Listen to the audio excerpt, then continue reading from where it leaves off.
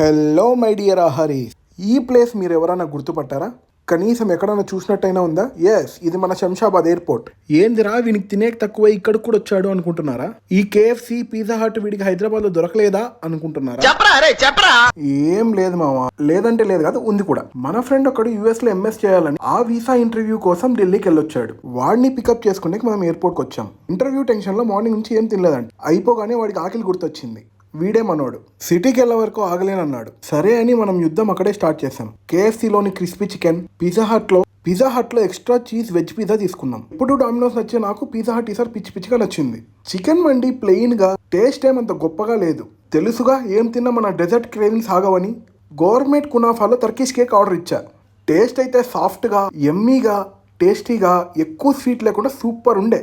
Must try అనొచ్చు. నేను నీకు పెట్టిన అన్నం కాదురా అబ్బాయి, ఇన్ఫర్మేషన్ ఈజ్ వెల్త్.